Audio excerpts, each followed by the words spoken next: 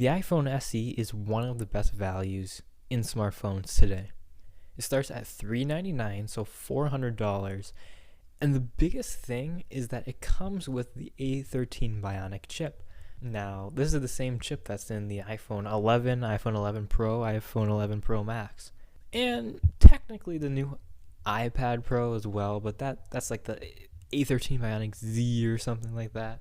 But the reason why this is such a big deal is that this is the fastest chip that you can get in any smartphone. Apple has always made their own chips for their iPhones and iPads and all of that. And they have consistently been ahead of the competition when it comes to Android, such as Qualcomm's Snapdragon or even Samsung's Exynos processors. So what that means is just super fast performance. So if you're gaming or something, you're going to have no problem running it at the highest settings possible for that phone.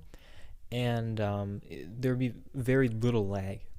And then when you're just moving around the interface as well, there shouldn't be much lag in anything that you do. It's an iPhone, so it's not just going to be a laggy experience the whole time. Looking at the design, it's a very familiar design, but that's not necessarily a bad thing. The body of this phone is the body of the iPhone 8 with the specs of the iPhone 11. It comes in pretty much the most standard colors you can think of. It comes in white, black, and red. But the cool thing is that unlike the iPhone 8, which this phone is modeled off of, all color variants have a completely black front. So there's not going to be white bezels on the front and then have a white back, for example.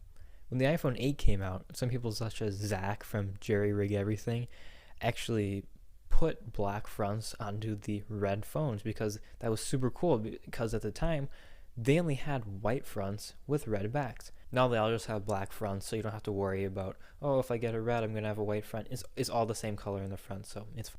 When looking at a $400 phone, there's really not much compromise here for design.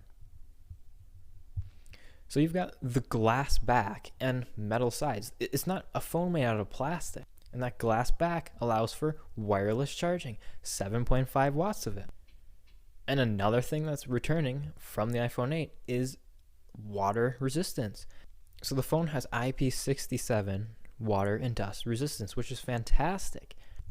A $400 phone that's not made out of plastic, has dust and water resistance, and wireless charging. It seems like a no-brainer. And then when you're looking at the front again, instead of having Face ID like the iPhone 10 and up, it has Touch ID, which depends on who you ask. A lot of people prefer Touch ID because it is more reliable and you can use it in more situations. Since Apple has used Touch ID for so long, they pretty much perfected it. So you just tap your finger right on that home button and you can get into the phone right away. Then just looking at what it comes with your standard Lightning to USB-A cable with the 5-watt charger, which is fine for $400. And then it also comes with Lightning headphones, which, again, looking at the competition, what $400 phone comes with, decent headphones? Very few, if any at all. Unfortunately, it does not come with a 3.5mm headphone adapter. I mean, they stopped that, so you're going to have to go out and buy one for $9 if you really want one. The third significant feature of the iPhone SE is the camera. So Apple hasn't officially gone out and said what sensor is in the iPhone SE. It could be the same one that was used in the iPhone XR, which had a single camera, or it could be the same one that was used in the iPhone 8. They haven't really said. It's just a 12 megapixel single shooter. Regardless of what sensor it's using, it has all of Apple's new software tricks for the camera. So similar to Google's Pixel phones, when you tap the shutter button, it takes a few frames from before and after you hit that shutter button, combines them together, and creates a better image. And then even though it only has one camera, it has portrait mode, similar to the iPhone XR. So you can take portraits of your friends or yourself with the back camera. Unfortunately and weirdly, the portrait mode is only for human faces, so you can't use it for pets for some reason, or objects, which doesn't make a whole lot of sense, but at least you get portrait mode at all. One thing that is left out, however, is night mode. There isn't night mode at all, which having the A13 Bionic chip, you would think it would be able to handle night mode, but even if it doesn't, the camera should be good enough. The fourth and final thing to mention is just the Apple software. So it still has your iOS goodness, such as iMessage, FaceTime, AirDrop, all those Apple apps. But what's probably the best thing about the software on this phone is that it runs iOS. And not because of the way that iOS functions, but because of how iOS gets its updates. Having the newest chipset from Apple and having this new phone means that the phone will get updates for about 5 years. When you're comparing this $400 phone to other $400 phones, there's absolutely no one that can compete with 5 years of software updates. So theoretically, if you were to buy this phone outright for $400 for the base model, and you kept that phone for the 5-year lifespan that it gets updated, that would be about $100 a year, accounting for you're probably going to have to replace the battery once. Now, if it were me buying it, I would upgrade to the 128 gigabyte model. It's only $50 more, so $450 for 128 gigabytes of storage. I mean, that's great. Overall, the only phone that can really compete with this iPhone SE is the Pixel 3a or 4a.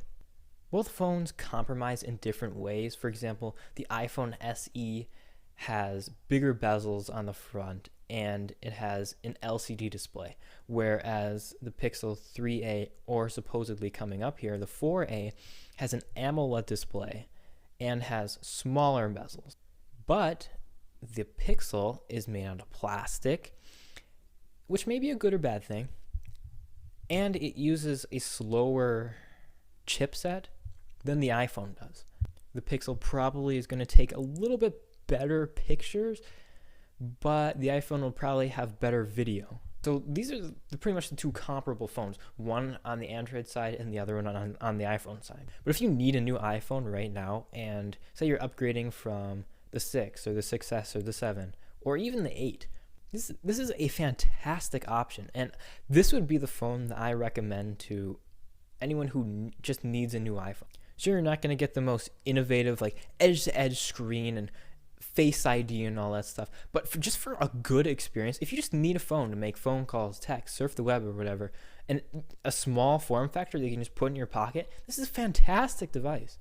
Even just looking at size, the next smallest iPhone is the iPhone 11 Pro, the regular one, and that starts at $1,000. This starts at $400. Let me know if you're considering the iPhone SE or if there's some other budget option that you think is better for you.